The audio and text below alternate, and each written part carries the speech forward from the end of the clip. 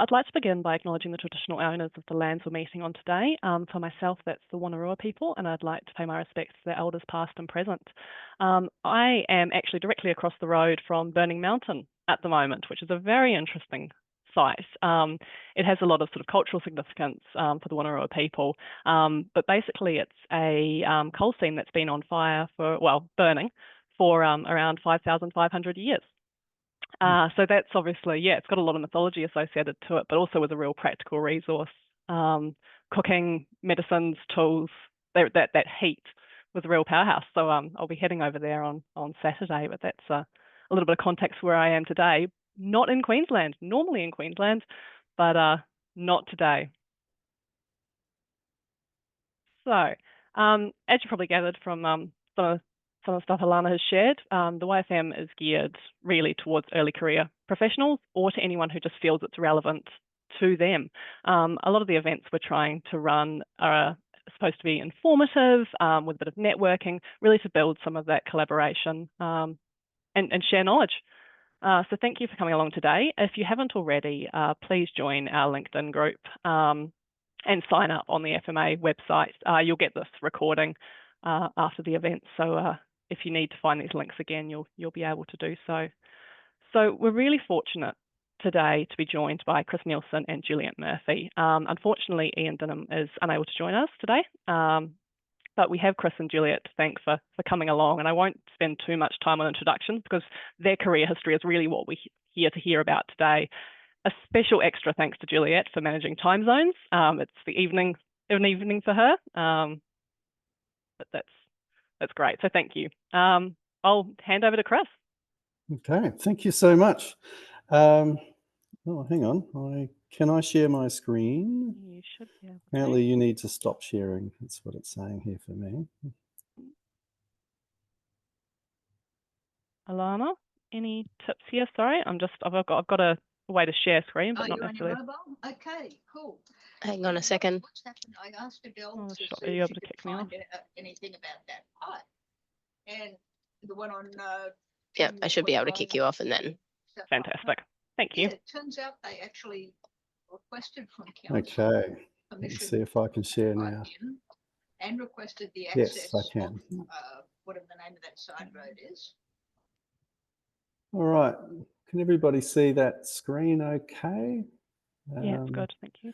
Okay, I just realized that I've got a whole lot of slides on left. Don't panic, I'm not going to do 33 slides in 10 minutes. Yeah, look, thank you so much for the opportunity to talk today. It's quite exciting. It's kind of weird talking about yourself. I think as professional people and technical people, we do tend to focus on our topics of interest and less about ourselves. And I must admit, it's always kind of weird doing things like this. I might just start by something that we did as a team group thing a few weeks ago. We had to fill in a bit of a collage about ourselves.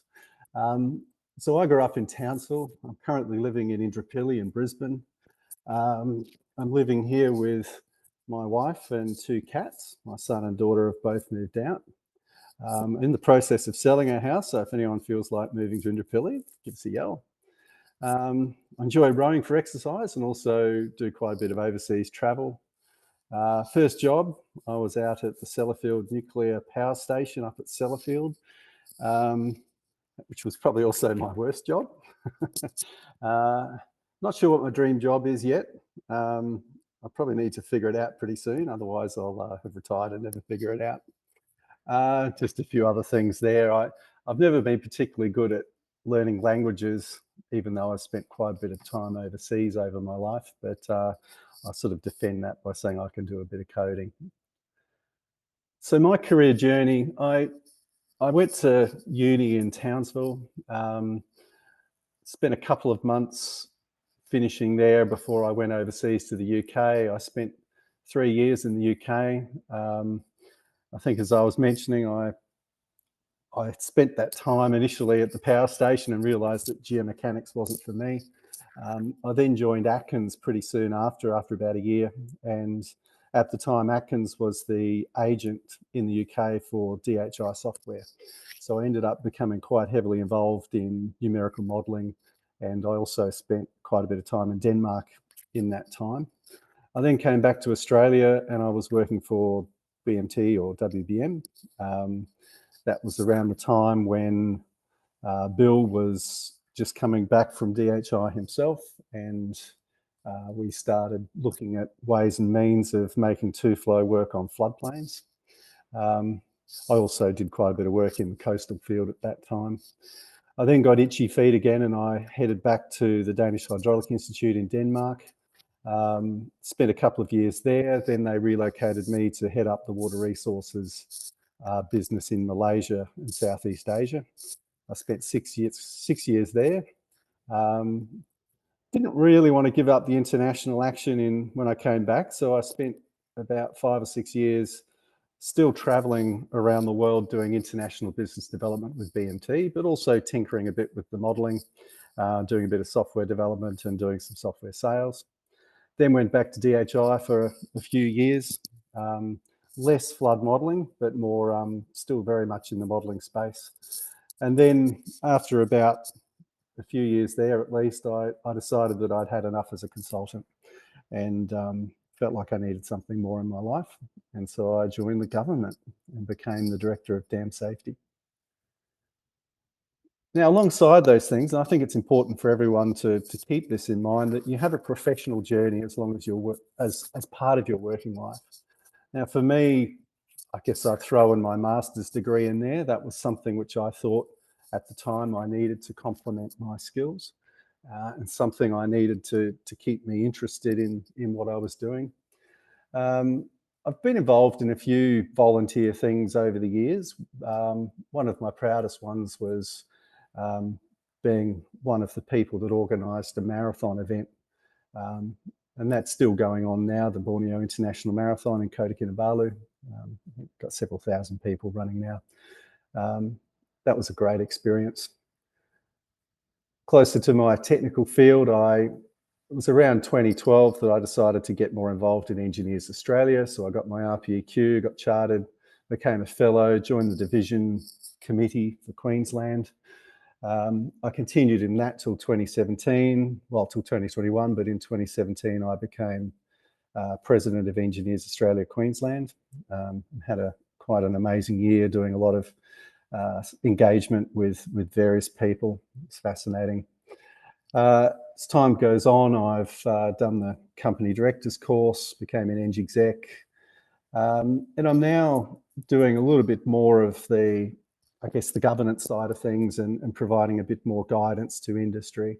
So I'm now the chair of the Civil College Board for Engineers Australia, which is one of the entities that oversees the National Committee on Water Engineering, National Committee on Coastal Engineering, geomechanical societies and transport societies. I'm also working with the dam industry, with ANCOLD. We're working on revising some dam safety management guidelines. And then I think at the bottom there, I have pointed out that mentoring is an important part of what I've done over the years, not only getting guidance and advice from people more senior and more experienced than me, but also the value I get out of mentoring other people and the lessons and the learnings I get from hearing from people who are coming through and looking for ideas in their careers. I've got a few highlights there, and I'm just mindful a bit of time. Combining interesting work with international travel was something that was very much a priority for me when I was younger, and it's still there in the back of my mind that I wouldn't mind hitting the road again and seeing the world. I always found that working in a place was a very different experience to being a tourist. You really got a real sense of what the place was like when you're working there. I've had some fantastic exposure to how numerical models work. I feel somewhat privileged to have been supported and taught by some very clever people over the years, and at the same time very proud of some of the little tweaks and numerical schemes that I've come up with along the way. Couple of years in Denmark was quite amazing. That was my first real exposure to international capacity building work. So I did a lot of work in Bangladesh and Vietnam and various places. Malaysia was really an expansion of that, and starting to sort of really have an impact on some of the outcomes in the region that I was in. Seeing some of the projects that I worked on transforming lives and improving the way that people manage their floodplains. And then since being dam safety regulator, it's been quite a surprising change. And what I found is that when there's a dam safety issue and you're the most senior technical person in that delegation of decision making, very quickly you find yourself up there talking to the minister, giving them advice on whether or not they should be taking a particular action on a dam. And that was it's been quite exhilarating, but also quite terrifying at times, particularly when you have to be making some fairly serious decisions during emergencies. And then also I've had to really get a sense of the seriousness of some of the things that we do. So I've had to be a witness at the Commission of Inquiry for Paradise Dam, and I also was had to give evidence at a parliamentary inquiry after an audit into dam safety, which was also quite an experience. In both cases, you know, you imagine the situation where you're there defending what you do in front of a panel of 8 ministers. Everything you say is being recorded word for word in the Hansard records, which is then published in parliamentary records.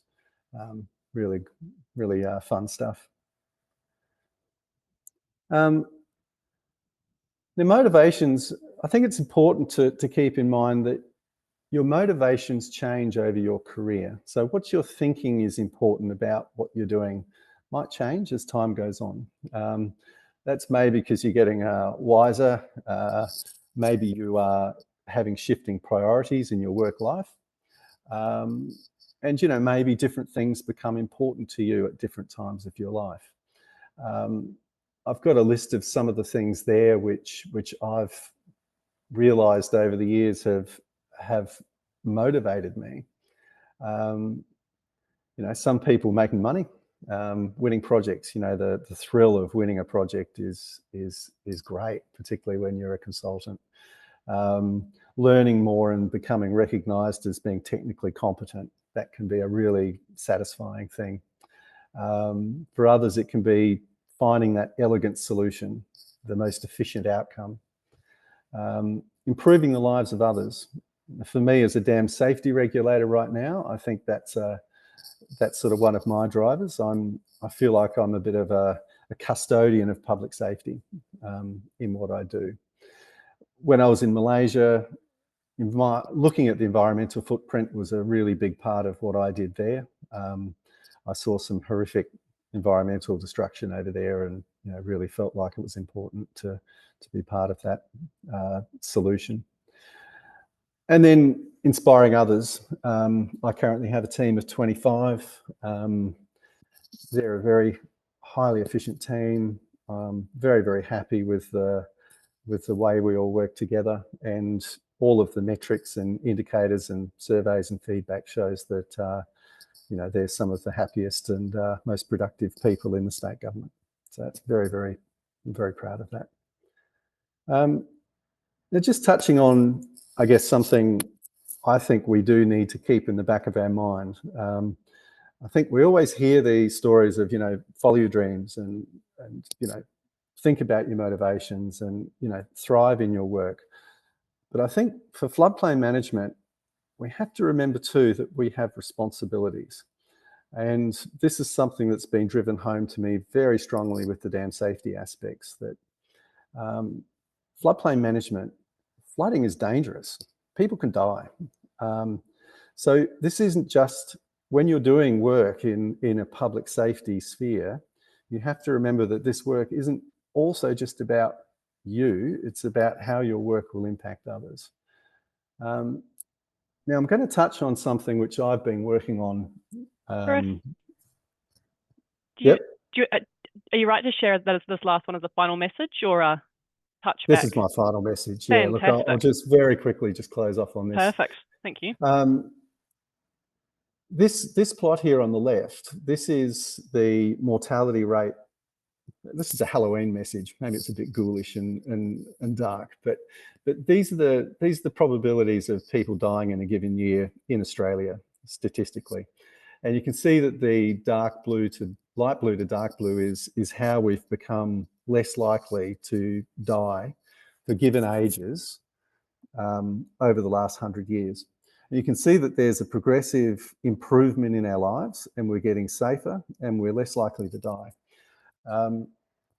Now, if you think about somebody living on a floodplain, you don't want their risks to be much worse than what their background is.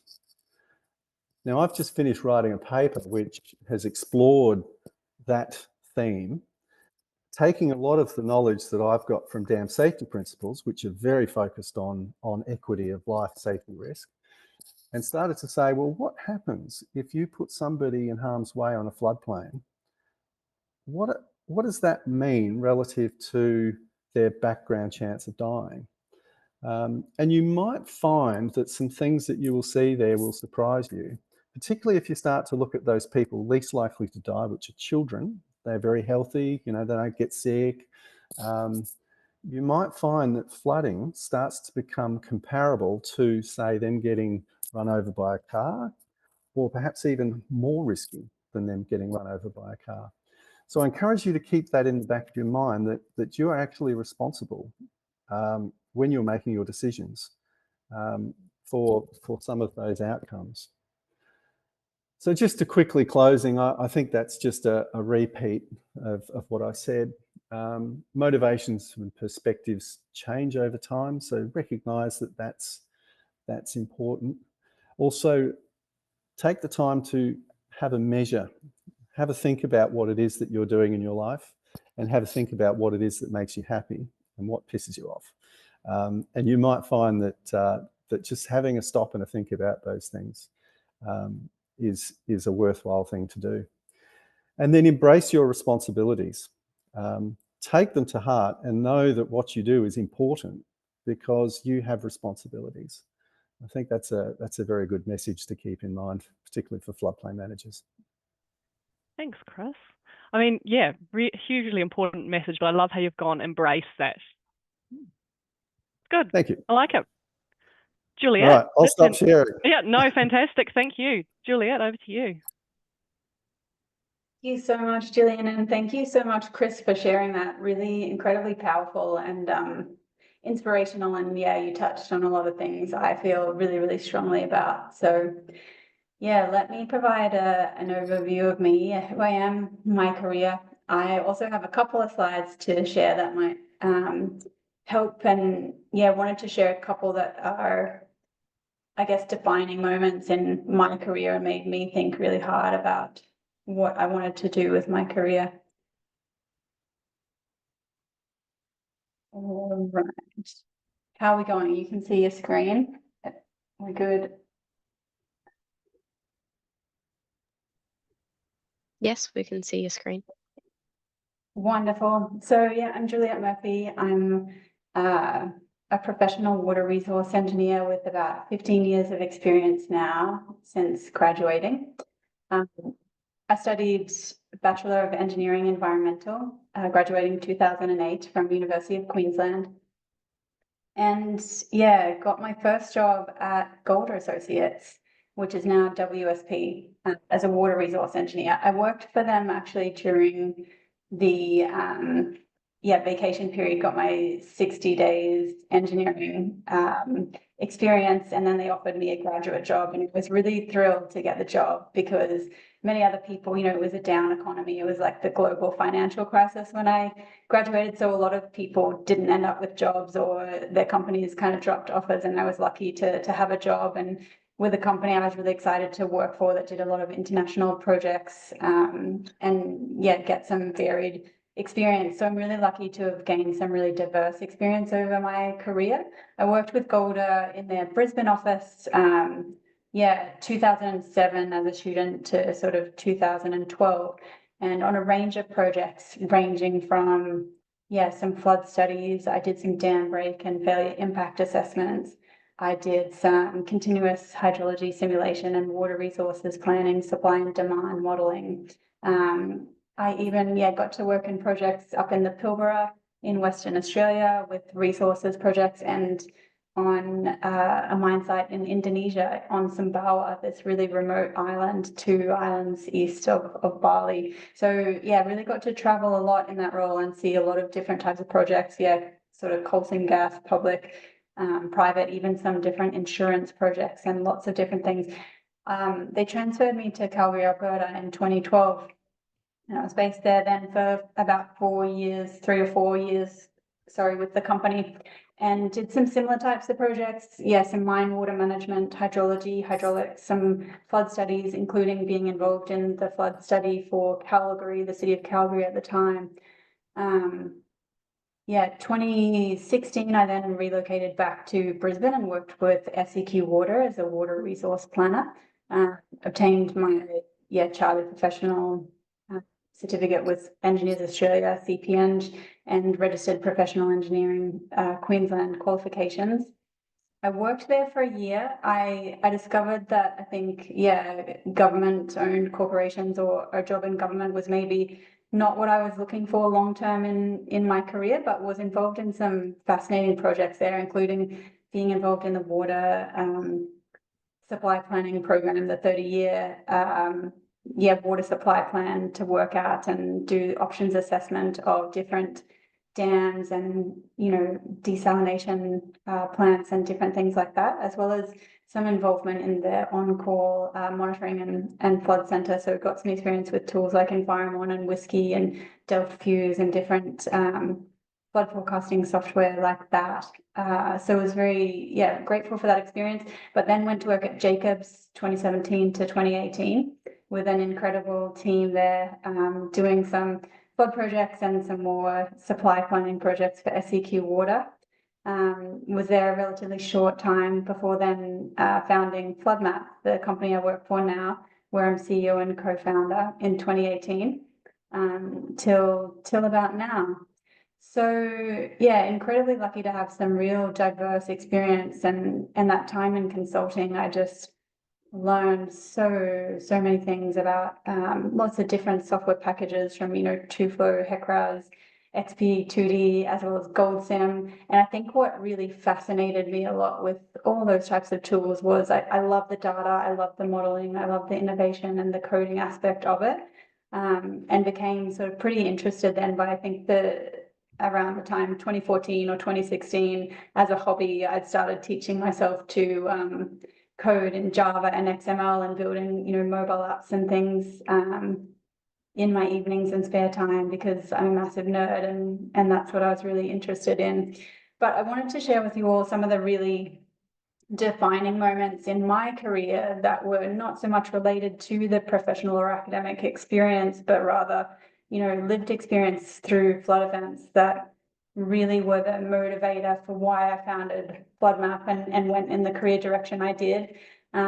Never set out to start a software company or start a company at all. I don't have an MBA or a business background, but really was asking myself, a lot of the things that Chris mentioned about what do I want in my career. And, as flood engineers or water engineers, we have such a big responsibility with the skills that we have.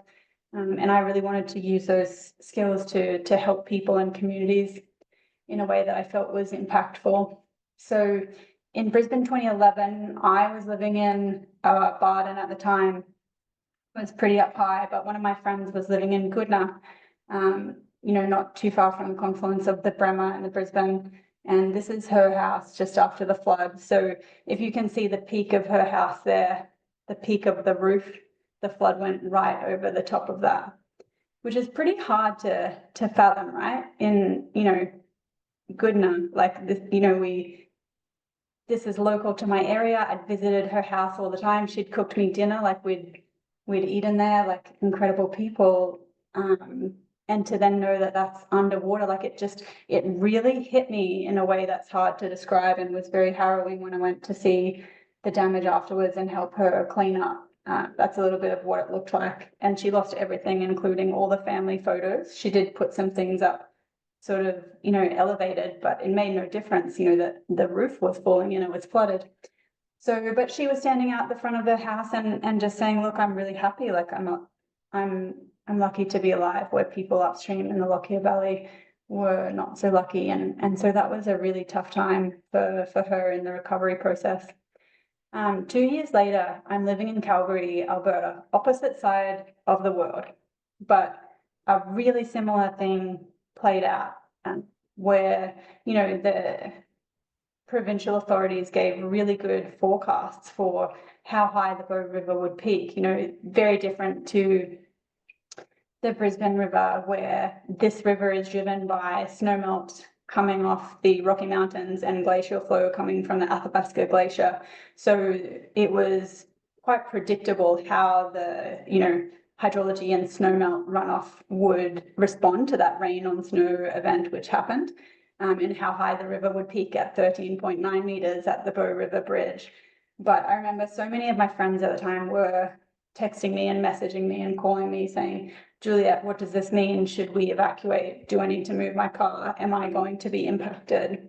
And so there was a lot of confusion around, what does this flood height mean to me as an impact? So anyway, I helped 5 of my friends evacuate, and my very small apartment became very crowded with a lot of people that, needed help. I think there was about 100,000 people or so that were evacuated out of the area, and some fatalities, sadly, in that event as well. So at that point, and I think the reason this really impacted me in particular was in 2013, the app Uber had just come out in Calgary. It had been released. And I just thought, like, this doesn't seem, it just seems so strange to me that I can see the Uber coming to my door on an app, like right where I am, but yet there were people in this flood that didn't necessarily have any warning that they would be impacted, that they could use to save their property or save their life. So they were big motivations for me for founding the company, and why I invested a lot of spare time trying to look at ways to develop software that could help people better understand the impact of a flood event and provide actionable intelligence. More recently, in the 2022 floods, I don't know if this is the universe just really trying to tell me that this is my calling in life and this is the area I have to be working in. But yes, this is my sister's house. My sister and brother-in-law here. My younger brother was also living in the house at the time. And this is in the Shannon on Terrania Creek, upstream of Lismore, sort of just near the intersection of Tuntable and Terrania Creek. So it's a very narrow, steep catchment.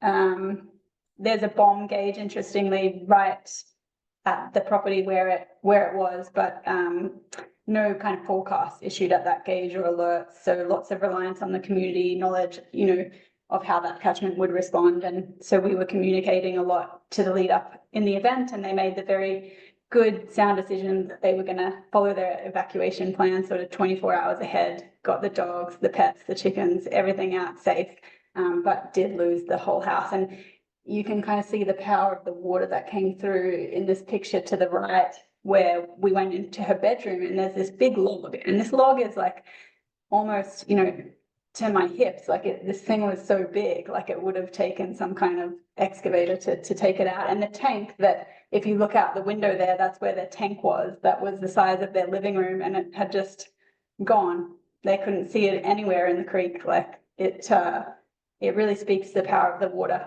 They had a neighbor who didn't evacuate, who was safe and sound, but swimming, out through the floodwaters at 3 a.m. And so they're really lucky that they got out safely. Many downstream were not. And these sorts of events, they, as a deep empath, as well as an engineer and an empathetic person, they impact me in a way that has been really hard to describe. So that's why I then, dedicated my career to more working in the emergency management side. And what we work on at FloodMapp is really supporting emergency managers in their preparedness, response and recovery to these sorts of events. So yeah, a little bit of a story of where my career has led me that I didn't expect when I graduated, but here we are. So FloodMapp now, my day-to-day job is not so much any modeling, but more leading a team of incredible people who are, flood engineers, data scientists, GIS and software, building tools that are designed to support emergency managers. And really passionate people who are not only technical experts in their field, but really dedicated to our mission, which is to build a safer future. So so much integrity about asking, many of the things that Chris was asking, like everything that we do, we need to test, is this helping communities? Is this going to be able to aid in public safety?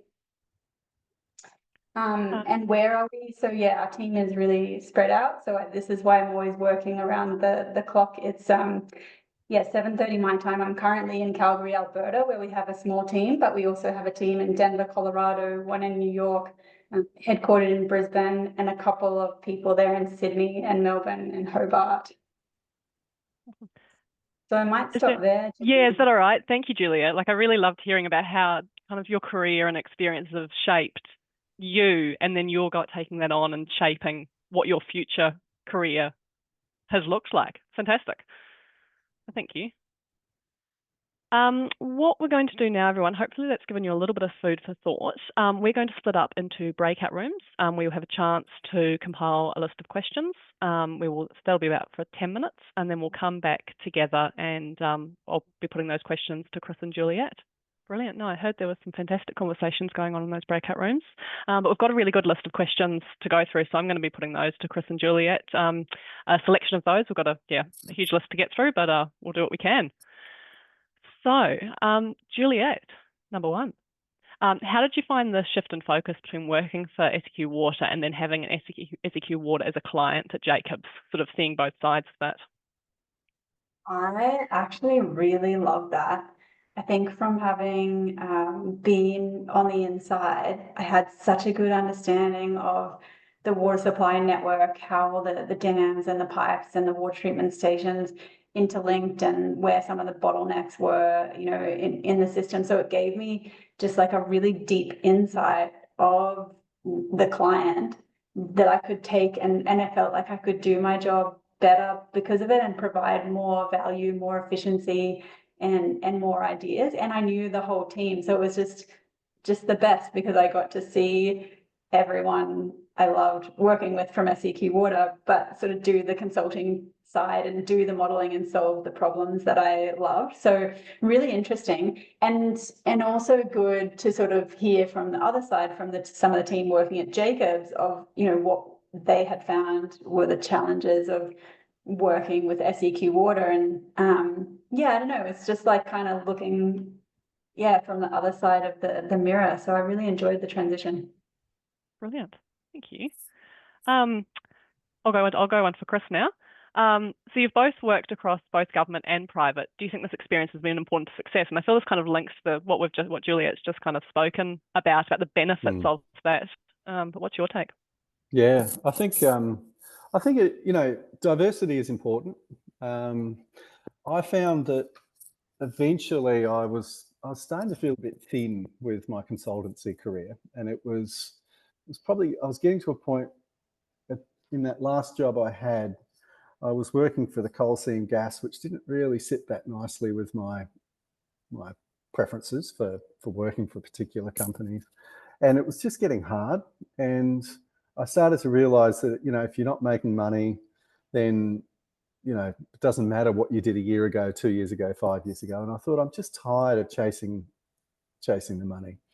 And so that was sort of part of my motivation to change to a government role. It was the role itself, but also what surprised me so much was my understanding of what a government department would be like.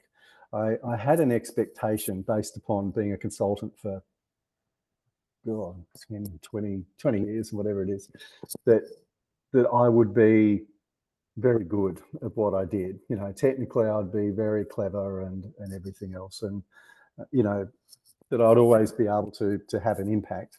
And even though I felt like I had made an impact, I came to realise very quickly that there were some very, very skilled people in there, and they are, as public servants, have a very positive attitude towards the public service. They are caring people that are caring about what they do and how they help people.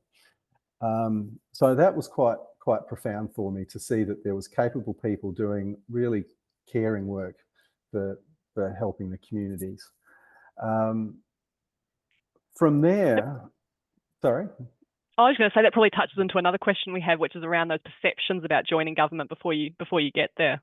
Yeah, yeah, and I think that was quite a revelation. The other thing I found was that you know, engineering consultancies tend to be when you're young, you're doing certain work, then you get to 5 years, you're doing certain work, then you get to 10 years, you're doing certain work, 15, 20 years, you're starting to, you know, be a manager or, you know, GM or something like that, technical director, and up you go.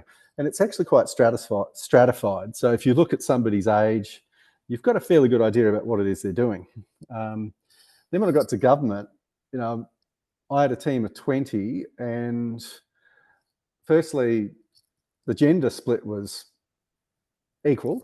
There were more women in the department outside of my team than men. I had people in their 60s. I recently, this year, one of my team members retired, and he was 70. The chief engineer at the moment, he's just celebrated his 70th birthday. I also work with ex-policemen, compliance people, lawyers, economists. So I'm actually getting a real diversity in intellect as well. And I found that so refreshing to have all of those different perspectives coming at me. And it's made me realise, you know, that a lot of the stuff that we do as technical people is really important. But I think sometimes we're not quite good at thinking like average people do and getting that information across in the right way. Fantastic. So in terms of kind of, this one's for Juliette now, but in terms of kind of moving through that career, how do you keep on top of technical skills when you're shifting from really hands-on work to that moving, whether you're managing or moving to a space that's less hands-on? How do you maintain it? Yeah, it is a challenge. It's certainly as you start to manage and be, you know, taking on more responsibility for things like, you know, budgets or, you know, seeking funding for the company so that it can run itself and sustain itself. You have less and less time to be involved in technical projects. So I love going to attend conferences, listening to people, you know, present new innovative methods, reading papers when I can too. We at FloodMapp, we have this Slack channel where everyone shares new research papers that are relevant and interesting. So I do love, you know, doing that reading when I can. Going to the Engineers Australia events that are relevant that come up, I really enjoy as well. And then sitting in with lots of technical sessions with the team, which is harder and harder to find the time, but I love that, and I learn so much when I'm, you know, doing a session with our forecast data science team and seeing what they're trying and the modeling and, you know, how the recent results are calibrating, where are the challenges, and being able to sort of add my perspective to that with people that are coming from these diverse and different backgrounds from sort of a higher level. So trying to stay involved as much as I can in the technical direction and the product development, and do as much reading as I can when I'm on a flight or find the time is sort of how I try and stay connected to it all. Brilliant. Speaking of papers now, Chris, where can we get your paper? Oh wow, I can spruik my paper. So I wrote a journal. It was like, I think I wrote on my own. I wrote a journal after I did my master's. So I did 2 journals as part of my master's in 2002. Then I managed to get another journal with Ben Caddis. I don't know if anyone knows Ben from BNT. I think that was back in about 2013. Now I've got another journal. So Australian Journal of Water Resources, I've got a paper there. But it's sort of a common theme I've been pushing recently. So one of the roles I've got at the moment is to try to get a handle on what the department's flood policy is. So part of that is trying to get a handle on where the department's focus is relative to QRA and relative to councils. So how can I drive our flood team to, or, you know, with the support of the maybe the flood team drives me, where we go to try to find our optimum. And I guess on that, I'm borrowing some of the skills and things that I've learnt from being a dam safety regulator. So one is I want to try and focus a bit more on accountability of certification, or, you know, getting somebody to technically say that I accept this work as being safe and reasonable. Also encouraging a focus on life safety concerns. And I've also been focusing on climate change and how we deal with climate change. So they're sort of topics that I've got as a focus. And now I've forgotten what the original question was. The paper that you spoke about when you were doing your initial introduction to us. So how do we find that one? So that one, that's on the Australian Journal of Water Resources. But if you're interested, I am continually publishing papers in ANCOLD, Australian National Committee on Large Dams, and also the Hydrology and Water Resources Symposium. And I will get to FMA as well. I've been to FMA in the past, the last one in Sydney. The only thing I'd say is that a lot of the papers that I've been writing, I've been preferring to get some peer review back as part of what I write. And that gives me a sense of confidence that I'm not just writing crap. Not that I'm, so when I get to FMA, I'll make sure that it's not crap and it's worth listening to. How about that? Sounds a deal. Juliette, from your experience in emergency management, are there key things that you have observed that planners should be conscious of when making their decisions?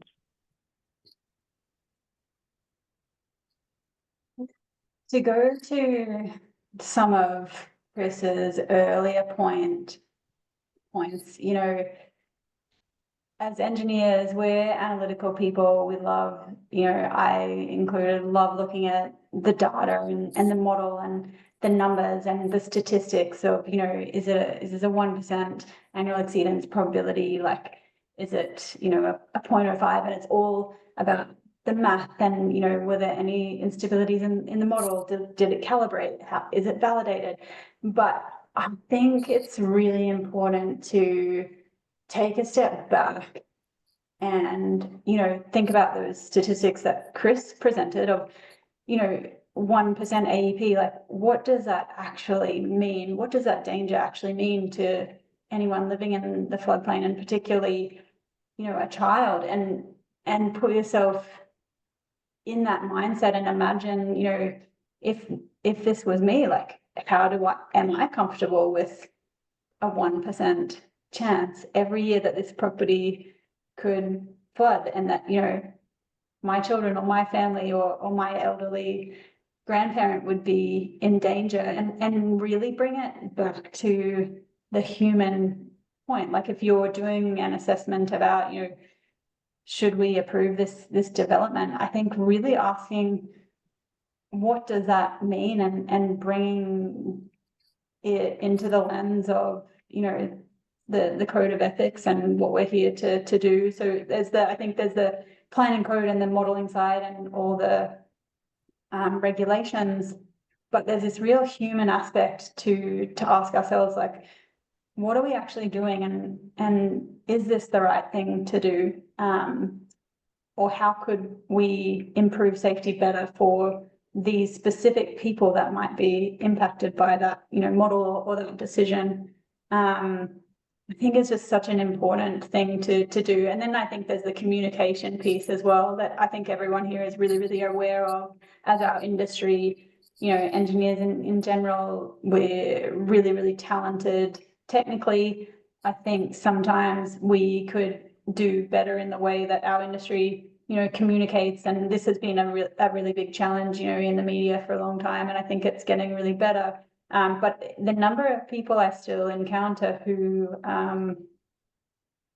I've heard say, well, it flooded, so it's not going to flood again for another 99 years, so I'm good. And so really thinking about when we are, doing a project, whether it's a flood study or, looking into mitigation options, just thinking then about not just what decision are we making and is that the best decision for safety and resilience of that community, but how can we best communicate that risk to the community in a way that they understand, and that they can really take ownership of that risk and be involved in the mitigation and reduction of that risk. No, that's fantastic. And I like that about that ownership, because really you need that from the community. It's not just things that happen out there, it's that community engagement as well. Just to let everyone know, so it is now 12 o'clock, but we're going to run a few minutes over time. So this is still being recorded if you do have to drop off, but if you can stay on for another sort of 10 or so minutes, we'll keep asking some more questions. So we're going to jump sort of back to some of Chris's early information there around sort of some of the international experience. So how did the international experience and context shape how you shaped your experience coming then back in Australia and working? Yeah, that's interesting. I was just thinking about some of the stuff Juliette was saying, and one of the first jobs I did in Malaysia, I can't remember, I think it might have been a flood study for an urban development or something like that. And I remember doing pretty much what I would have done in Australia. I went and did the study, did the flooding, did the modelling, everything else, got the report, put it together, said, here's the maps, sent it to them. Then I did a presentation and was there with the DG of the flood and drainage department. And he said, so what do I do now? And I'm like, well, what do you mean? It's like, well, this report's fine, but what do I do? You don't tell me what to do. And I'm like, yeah, no, don't let people build there. Yeah, that place is going to get flooded a lot. You probably should do something about that, and maybe you should build a drain over there and stop that. Oh, all right, well, what else? And I'm like, oh. And it really drove home to me that, particularly working in developing country, you've got to think about the whole story. It's not just about the technical work. It's like, well, hang on, what does this mean? How does that help? And then, you start getting things back at you like, well, we can't do that. We can't do this. Well, this technical idea is great, but it doesn't help me unless you can tell me what I can do with that information. And that was a really strong lesson for me, and one which I've sort of kept in the back of my mind ever since. And it was actually the thing that I realised I'd been missing when I was doing work in Australia. I was not getting that satisfaction of seeing it through and knowing what my work was going to ultimately cause and relate to in the end. So that's probably something. The first thing I would sort of point out that I got out of the international exposure. The other one was the lack of data, and it turned, when you have no data or you've got very limited data, your modelling studies for flooding become less of a calibration and reporting and more of a forensic investigation. So you start to think, right, well, this model is going to be a really shabby model because there's no data, but is it going to give me more information than not doing it at all? What else can I gain to try and create a picture of what the flood characteristics are like in this area? And it was fascinating. You'd go out and say, well, is that flood mark on that wall because of buffalo, or is that because of a flood level? Is that person who, when you talk to some of the people in Malaysia, they weren't very good with durations of time. So, what's the highest that's ever been and when was it? It's like, oh, long time ago. It's like, oh, okay, I wonder if that was 22 or, 2000 and whatever it was. And so you ended up having this sort of like, it's almost like a true crime. You get to the end and say, this is what I think the situation is. And this is the best that you can get with what you've got. that is another thing which has sort of stuck with me as well. And sometimes when I just see the study being done and they say, well, this is the best we can do because there's no gauge here, or there's, you know, there's only one rainfall gauge upstream, I sort of go, well, yeah, you're lazy. Go and find out some more things. Go and try and, you know, stretch this modeling exercise into something that can bring everything in. So there were a couple of things which I found. Probably the other thing, sorry, I'm probably going a bit on, but there's different business environments in different countries, and you can get a bit of culture shock when you go into those new business environments and you have expectations of the way things work, and to see them all sort of fall apart is something which is quite fascinating. I've seen some Australian people come and work in particularly the Solomon Islands. I remember one particular example, and another couple in Malaysia where Australian companies would come in and basically implode with frustration because they just had expectations about how things would work, and it didn't. I guess it's building your own resilience to adapt to what it is. You just adjust. You adjust to the culture, and that's fun. That's fun. Yeah, fantastic. Yeah. I would add to that, if I can totally agree with everything that Chris said. And yeah, it's sort of experiencing those different cultures for me, like working in Indonesia, Canada, and the US and Australia. It's really, I think, helped me to communicate better and become more aware of what I'm saying, what someone else is saying, you know, not assuming that someone knows the acronym. Like, we talk in so many acronyms and technical language, but you can lose people so easily. So just sort of, getting back to basics and thinking, where are they coming from? Like, and meeting them where they are, and explaining things more. I just think it's, really helped with communication, because that cultural divide can be so great sometimes. Thank you for adding to that. I will ask you another one, Juliette. And it's a bit of a change of tack.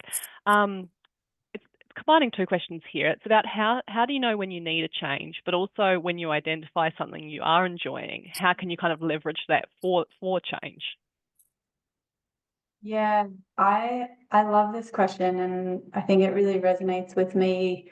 And to actually echo what Chris said, earlier in my career, I was working on quite a few projects in coal seam gas and mining, and I found I love the modeling side. I've always loved, simulation and models and the coding and setup. Like, I really enjoy the work, but I think when I got to between 8 and 10 years into my career, I really felt myself at this, just felt like a sort of crossroads, or step in the path to think really hard. Like, okay, I'm 10 years in, like, let's say, I'm going to work for another 30 years. Like, do I want to be doing this, or what do I really love? What do I really enjoy? And what really is going to bring me happiness? And totally was not about the money, like, at all. Actually, there's been several times in my career I've been offered a higher paying job, and most times took the lower paying option, including being a startup founder.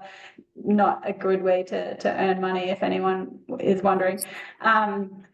So it got to this point where I actually sort of took a career break. Like, the economy had gone downhill in Calgary with the oil price dropping, and I think Golder Associates, where I worked, downsized from 800 people in the office to 400, and my visa was sort of on hold, so I never got cut or made redundant, but I used it as an opportunity to sort of take a break, move back to Australia. And I did so much reflection in that time of what I was really looking for. And for me, it came down to making that impact, or a bit of a community service aspect, if you like. And I also, on that reflection, realized I just loved building things so much. Like, I'd always been so fascinated by technology, like software just deeply fascinated me. The fact that you could write some code in the back end and make a dashboard, or make something that someone else could maneuver, or that could do, an automated set of equations and run that. So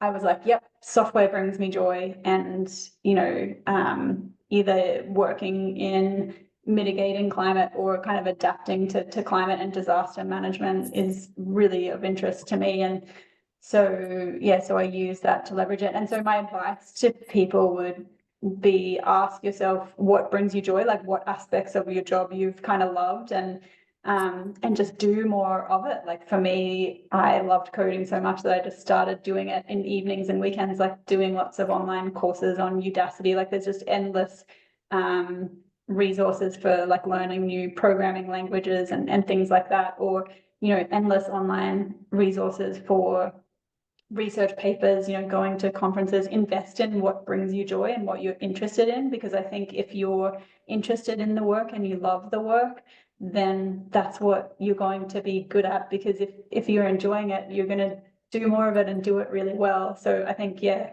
definitely follow your passion, and just find opportunities. Ask your manager if there's an opportunity for you to get the type of experience you're interested in, whether there's training courses or project opportunities, asking if you can do more modeling if that's what you're interested, or, you know, more site visits if that's what you're interested. Like, I think go ahead and ask and have that discussion. And to help, I guess, to help build that and then figure out some of what's out there, obviously there's wonderful webinars like this, but how do you kind of tap into some of the mentorship and broadening those networks to kind of find out what's in there to work out where to take yourself?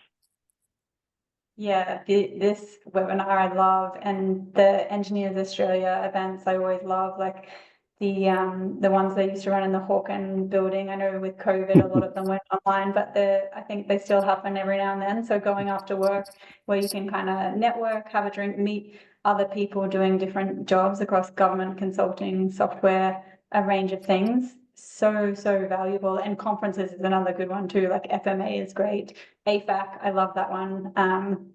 And yeah, some of the similar conferences in the States. And I just honestly learn so much every time you talk to people. And mentors are something I think it's hard to, you know, there are programs where someone can assign you a mentor, but I think the best mentors that I've worked with in my life, and I've worked with so many incredible mentors, really lucky, but they've been more organic mentorships where I've sort of found, you know, I'm on the same wavelength as someone, or I've been learning a lot from them on a project. And I've said, hey, like, are you free to catch up for a coffee? Like, I really want to learn about your career, or how you were able to get to this point, or get that job. And you'd just be so surprised how open people are to want to sit down and talk and help if they have the time.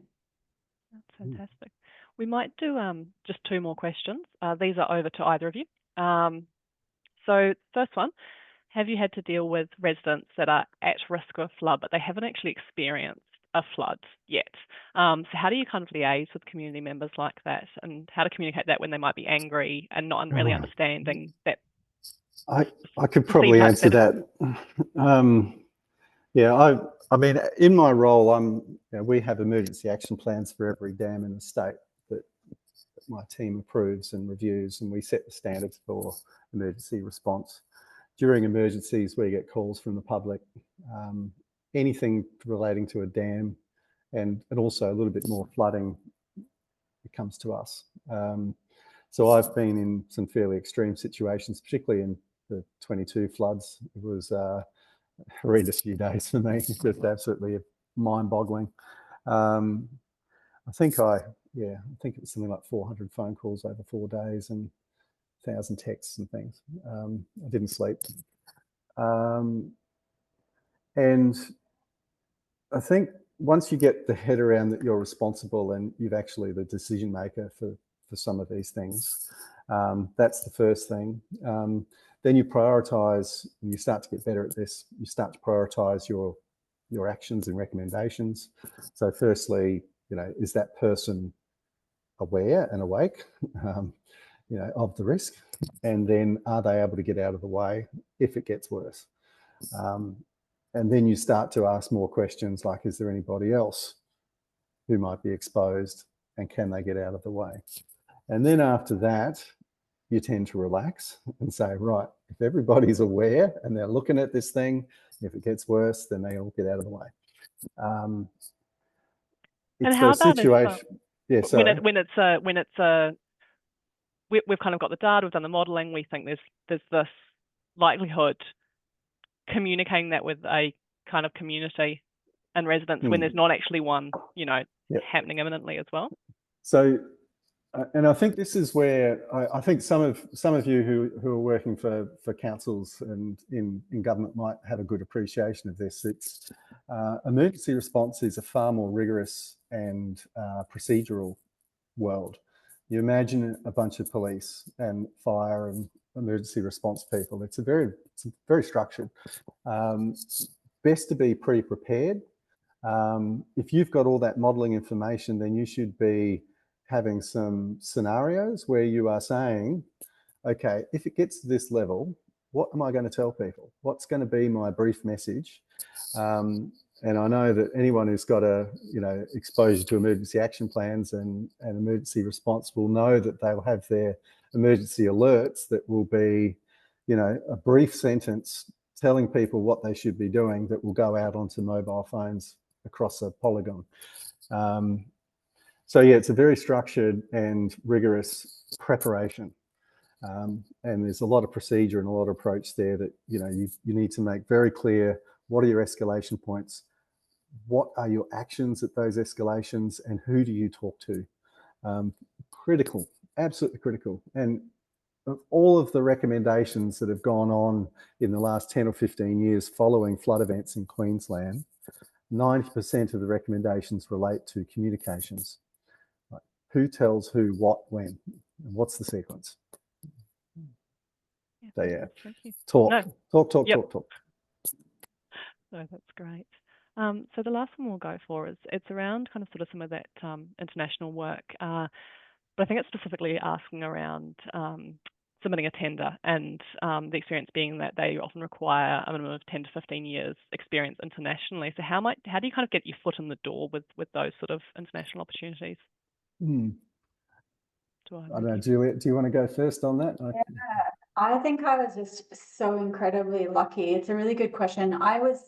It was on my radar. I remember I was at a careers fair at UQ and you're going around and all the engineering consulting firms are giving you water bottles and like thongs or flip-flops and like beer cozies, lots of beer cozies, and telling you why they're the best company and you should work for them. And I remember Golder Associates really sold it. They were like, we're a Canadian company, we're international, like we have lots of travel projects all over the world. And I remember that really appealed to me because just what a way to be able to see, somewhere to not just travel and be a tourist, as Chris said, but to actually live and work there. And Canada had always been on my sort of dream list of places to go. Gonna throw out there, I am a skier, do love the mountains. And so I'd mentioned to them, that's something I'm interested in the future. And so I think it came up in my interview and the manager was aware of it. And then it would have been about 5 years in, this opportunity came up where Golder Associates, the water resources team, decided to do it where it was a swap. So they swapped 2 people from the Calgary team, brought them to Brisbane for 6 months, and 2 people from Brisbane and put them in Calgary for 6 months to do a kind of knowledge share. And there was an application process. You had to apply to do the transfer. And I was very lucky to have been accepted, particularly for my expertise at the time in gold sim and some of the continuous simulation dynamic modeling I was doing. So really, really, really lucky that they weren't asking for 10 years of experience from me, but just rather a really niche skill set that just happened to align with that particular, gap or need in Calgary with a lot of the projects that were going on at the time. So I don't know, my advice would probably be to do your research about where are you looking to go and travel. I actually remember one of my mentors saying to me, who was a Canadian working at the firm, he was like, go to Canada, go to the US and work on some big, pipeline, like big, linear infrastructure projects. Like that's really good experience to gain over there. And so have a think about what type of projects are going on in the geography that you're looking to to move to, and what software, packages or what types of skills or expertise that would require, and see if you can focus on gaining those skills and experience in the local market and be able to put that on your resume to, then connect with those opportunities as they come up internationally. Yeah, no, brilliant. And how about if that's obviously where they had a physical presence in those countries. What about when it's kind of maybe you're within your current organisation, but you're wanting to sort of work in different and sort of another country? How do you kind of tap into that way when you don't? No. So I thought there's still all useful information. So no, I really appreciate that. I could probably chip in if that's okay. I think probably just a couple of things. You can just apply for a job overseas and go for it. And I think, we're fairly mobile. And remember, if you're in the floodplain business here in Australia, you're pretty good. You can market the fact that you work in the Australian floodplain market, and that should translate to other places, particularly if they're English speaking. If they're not English speaking, it can be a little bit more challenging, but I still don't think that in developing countries, you can just have a go. And I think that there's opportunity. Developing countries, it took me a few years to get there, because my goal to get to developing countries, I ended up in Denmark for 2 years first to get to it. But once I was there, I was employing graduates, and I found that I had a bunch of French students coming through continuously. I had this relationship with one of the French universities where they'd be coming in and do their work experience for a year. And then if they were keen, they'd stay on and I'd employ them. And to me, as an employer in a developing country, if somebody was willing to jump on an airplane, touch down and spend a year in a place they'd never been before and just land and start doing stuff, I thought that was pretty impressive. And more often than not, that held me in good stead, that they were good people to employ. They were dynamic, they were adventurous, and they were willing to adjust to their new surroundings. So keep that in mind. I think you can go anywhere, but you've got to be willing to put yourself out of your comfort zone and have a go. And I also knew other people who landed in Malaysia just cold and said, "Hey, I'm here in Malaysia. My money runs out in a month. I'm looking for a job. What have you got?" Have skills, will travel. Yeah. And, more often than not, they'd be fine. You'd see them there 2 years later saying, "Oh yeah, I got a job with some international company here and here." So yeah, people do really value that adventurous spirit, particularly in those developing countries where, the unexpected is quite common in the work environment. And I can imagine relationship building is probably a big one as well. To get those sort of things in the more broadly. And rely on your networks. This group here, the floodplain managers, the EA, any group, networking group is this opportunity to expand and to complement your work life. 100%. And then I'd also add on the tenders, sort of same advice that applies of apply, have a go, especially if you or your firm has a niche, expertise or something that you've particularly excelled in, and you have local case studies that you've successfully delivered that type of project. Throw your hat in the ring, have a go, but also build your network. I've been just really sort of surprised to see how much of it comes down to people and getting to know people in the industry. So our company, we're just under 7 years old. We're a really, really young company, but we work with the US federal government. We work with the Department of Homeland Security. We work with FEMA. We're working with the state government of Florida, and that's all from going to a lot of these conferences. So Association of State Floodplain Managers conference, which is the FMA equivalent in the States. I go to that conference every year. I meet people. I go to the National Emergency Management Association forum each year. I meet the state, directors and sort of get your name out there that you do this very niche specific type of work, and that helps. So definitely didn't have sort of 10 years or 15 years on our company resume for that, but developed trust in having just delivered this really niche service that translated into the international market. So yeah, writing a good proposal goes a long way to demonstrate your skills, even if it's you don't have the local experience there yet, you've got to start somewhere. No, that's fantastic. Thank you both so much. I feel like we could talk for another hour, but we're not going to.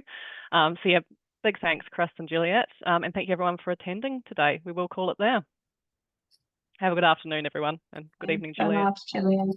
Cheers all. Thanks very much. That was fun.